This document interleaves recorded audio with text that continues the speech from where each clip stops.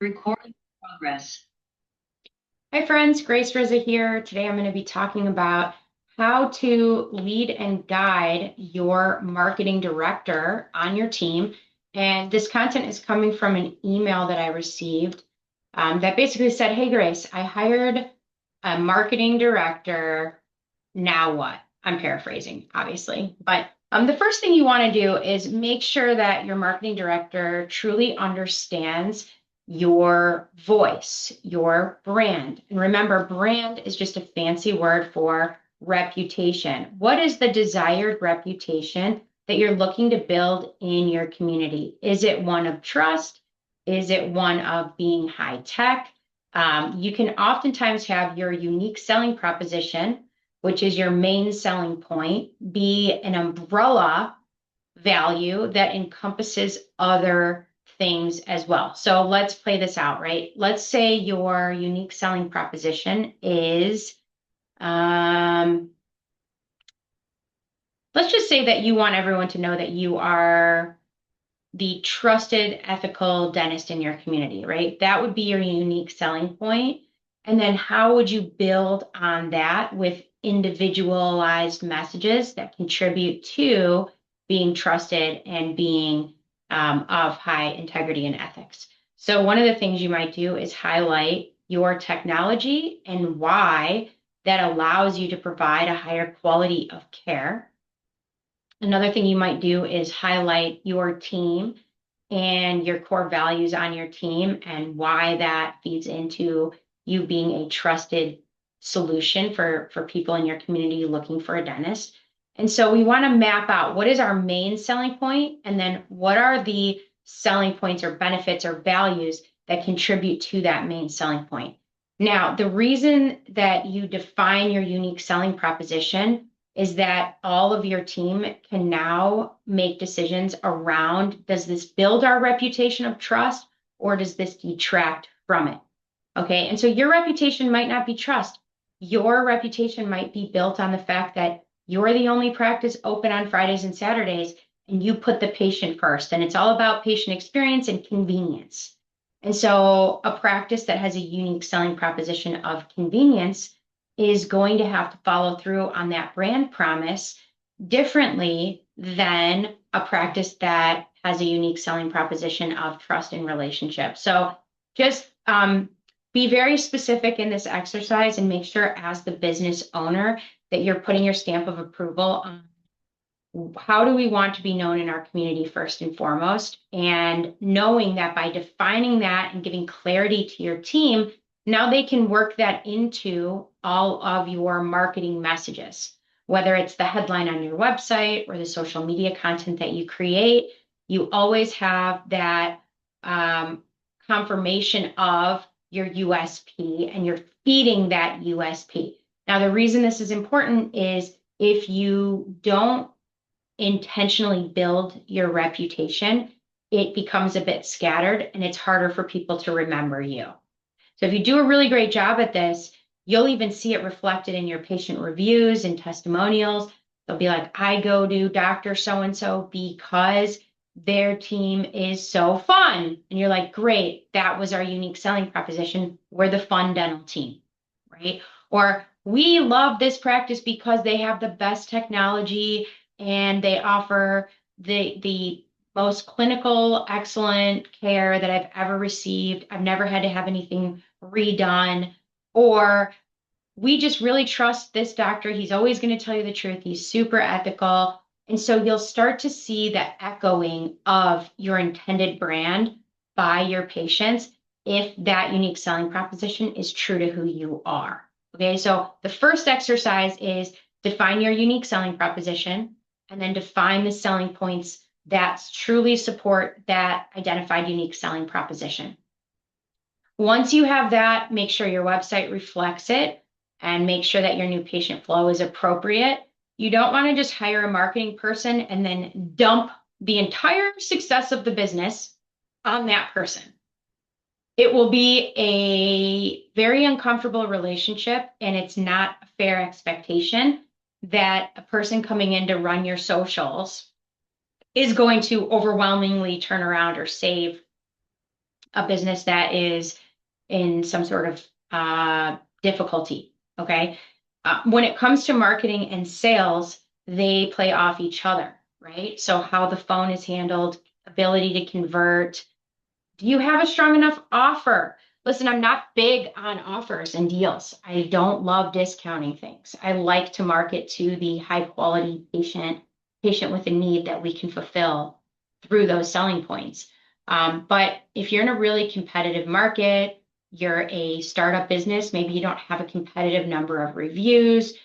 There are a lot of different circumstances that play into how the marketing works. It's really important that you define offers and that you approve those offers. So, for instance, you could have a marketing director who goes to an event once a week and sets up a table and networks with people, but never generates a single lead.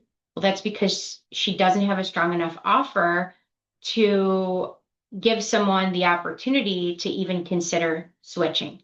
So a strong offer might be a virtual consultation. I have a whole course on how to set those up and how to facilitate those. A strong offer might be a new patient special of some sort. And trust me, I know this might not be right for your practice, but if you've got a marketing director out there trying to literally bring patients in, you have to send her out armed. She has to be armed with a strong offer and the ability to get a new patient in without high risk.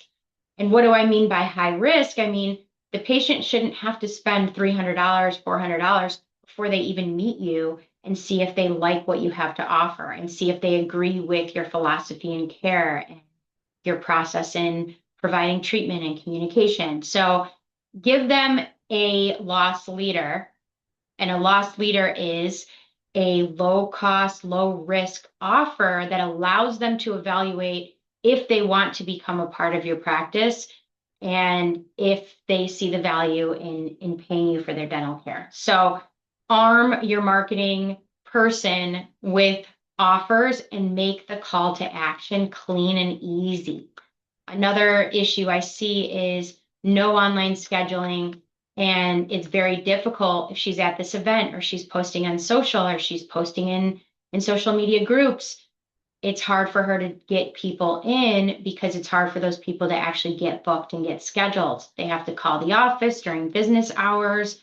They leave a message. They have to wait a couple days to get a phone call back because the practice is closed. Online scheduling is typically going to increase your conversion rate by 30%. Okay.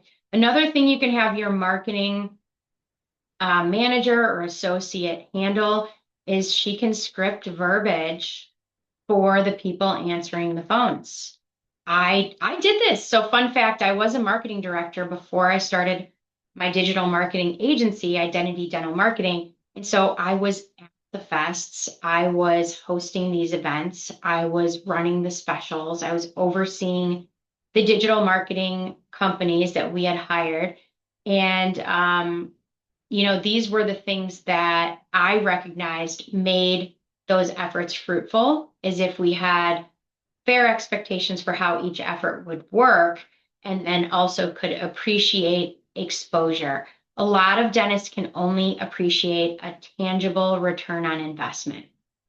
And that is a flawed way to lead a team. They have to be able to, you've got to be able to appreciate exposure, brand recognition in the community, reputation building, if you're going to appreciate the fruits of a marketing director who helps to post on social media and host events and generate buzz and build referral relationships.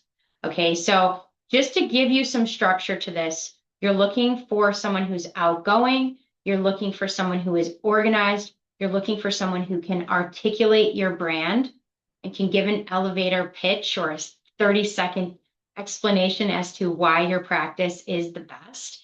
And they can also network and socialize and generate referral relationships without dropping the ball on maintaining professionalism and also making sure that all of their content and all of their initiatives is in alignment with your brand and intended reputation. Okay, so Moving more into the weeds on this, you want to know how often they're posting. You want to know how often they're producing video content. You want to know what is the content mix or approved topics for communication. And from there, you're creating this scaffolding or structure for your team member to be able to do their job. If you go into this relationship and you simply say, here, so and so, it's your job to get us new patients. And now that person is just like, what do I do next? It's probably not going to be a fruitful relationship.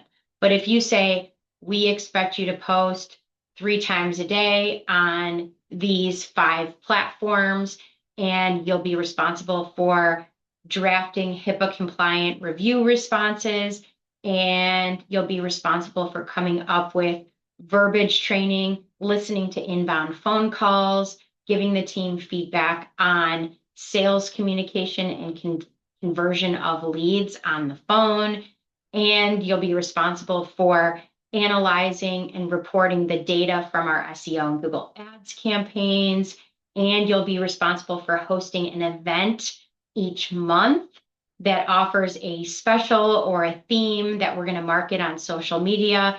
Now you're doing your job as the business leader to give the structure necessary for that relationship to be productive.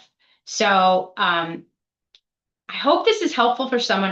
I think a lot of people hire marketing directors and then just hope for the best, and they don't really have fair expectations on what to expect. So if you're looking for a higher level of support in marketing and some guidance on what your team can do to contribute to the digital marketing, you can always reach out to us. Our clients can reach out to us. So we provide SEO, Google Ads, social media ads, and social media content, and we can even post daily on behalf of your team. If you don't want to go through the process of hiring and maintaining and managing an employee, a lot of this we can take off of your plate. So if you are a client of Identity Dental Marketing and you do have someone who's going to help fill that gap, we're happy to help you with that. So I hope you have a great day, and we'll see you next time.